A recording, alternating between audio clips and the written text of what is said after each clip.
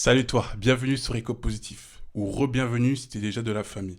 Je suis content de te retrouver ici, vraiment, parce que prendre du temps pour écouter un podcast, pour réfléchir, pour s'arrêter 2 secondes sur ce qu'on vit dans le monde où on est, c'est pas si évident que ça. Donc déjà, merci d'être là.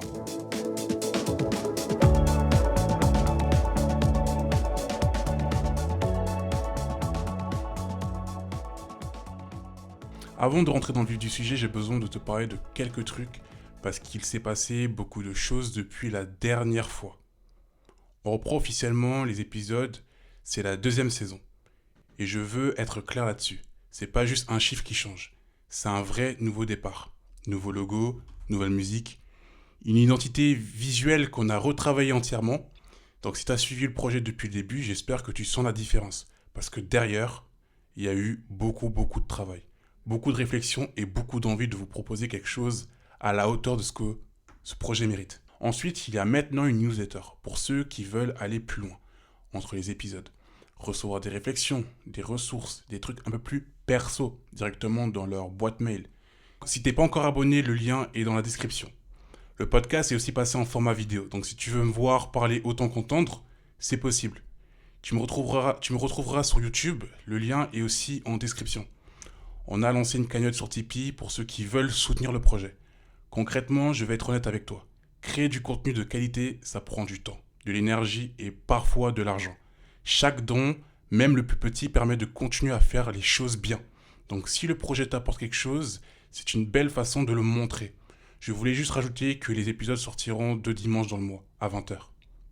Et enfin, très bientôt, j'ai l'intention de créer un groupe communautaire.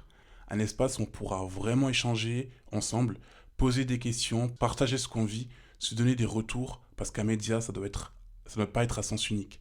L'idée, c'est qu'on construise quelque chose ensemble. Voilà pour les nouveautés. Maintenant, on passe à l'essentiel. Aujourd'hui, on va parler d'un truc que j'ai vécu de l'intérieur. Et quand je dis de l'intérieur, je veux dire que j'y ai vraiment laissé des plumes. On va parler d'ambition, de discipline, de productivité, des mots qui résonnent bien, qui inspirent, qu'on voit partout. Mais on va aussi parler de ce que personne ne dit vraiment sur ces mots-là. Ce qu'ils peuvent faire à quelqu'un quand ils deviennent une obsession. Ce lien que j'ai découvert, parfois à mes dépens, entre trop d'ambition et quelque chose qui ressemble de très près à la dépression. C'est pas un épisode pour te décourager d'avoir des rêves, bien au contraire, c'est un épisode pour t'aider à les poursuivre sans détruire en chemin. Allez, c'est parti. Il y a une période dans ma vie, pas si loin, où je voulais tout contrôler. Mon réveil à heure fixe, ma to-do list réglée au millimètre, mes heures de travail comptées, planifiées, optimisées. Je voulais être réglé comme un robot, une machine qui produit, qui avance et qui ne s'arrête jamais. Et honnêtement, ça ressemble à quelque chose de bien, non? Ça ressemble à quelque chose de sérieux, d'ambitieux et de rigoureux. Sauf que dans les faits, ça me rendait malheureux. Je culpabilisais dès que je sortais du plan. Si j'avais prévu de bosser de 9h à 13h et qu'à 12h30 j'avais plus d'énergie, au lieu de m'arrêter et de récupérer, je forçais. Parce que c'était prévu comme ça. Et si par hasard je prenais une pause non planifiée, une sortie avec des amis, un après-midi à ne rien faire, j'étais incapable de profiter. J'avais la tête ailleurs. Cette voix dans le crâne qui disait t'aurais dû bosser, t'as déjà ressenti ça? Ce sentiment que si tu profites, tu perds du temps. Parce que le repos, c'est une faiblesse. Et c'est exactement là où je n'étais. Et ce que je mis du temps à réaliser, c'est que c'est pas la discipline, c'est l'enfermement. Et là, je qu'en parle d'un truc un peu plus profond. Parce que derrière cette course à la productivité, derrière cette obsession du planning parfait, il y a souvent quelque chose qu'on nomme pas, clairement. Il y a un lien réel entre trop d'ambition mal gérée et des états qui ressemblent à de la dépression ou de l'anxiété chronique. Et je ne parle pas de ça en l'air. Des études en psychologie positive ont montré que les personnes qui fixent leurs objectifs uniquement sur des résultats externes, la réussite, l'argent, la reconnaissance, ont tendance à ressentir un vide plus grand une fois ces objectifs atteints. Ou pire, quand ils n'arrivent pas aussi vite que prévu. C'est qu'on appelle parfois le arrival falsi. Cette illusion que le bonheur est juste après la prochaine étape. Et quand on n'arrive jamais à cette étape, ou qu'on y arrive et que le bonheur est pas là, ça peut vraiment faire mal psychologiquement. Ce que j'ai vécu personnellement, c'est que plus je mettais la pression, plus je fixais des objectifs élevés sans me donner le droit d'en être fier en chemin. plus je me sentais vide, pas paresseux, pas démotivé au sens classique, vide si tout ce que je faisais n'était jamais suffisant. Et ça, c'est épuisant sur la durée. C'est vraiment épuisant. L'ambition en elle-même, c'est une belle chose. Vouloir construire quelque chose, progresser, laisser une trace, c'est humain et c'est sain. Mais quand l'ambition devient une façon d'échapper à soi-même, quand elle devient une fuite, une manière de se prouver qu'on a de la valeur, là, elle se retourne contre toi. Et le problème, c'est qu'on est dans un environnement qui nous pousse exactement dans cette direction. Ouvre n'importe quel réseau social aujourd'hui, tu vas tomber sur des vidéos de gens qui se lèvent à 5 heures du matin, qui bossent de midi à 14 heures par jour, qui ne comptent pas leurs heures parce que c'est leur passion. Et le message derrière tout ça, il est très clair. Si toi tu fais pareil, t'as pas assez faim. La discipline, je veux pas dire que c'est mauvais. Avoir une routine, des objectifs, de la régularité, c'est important. Ça construit des choses. Mais il y a une différence énorme entre la discipline outil et la discipline comme idéologie. Quand c'est un outil, tu t'en sers pour avancer. Quand c'est une idéologie, tu es son esclave.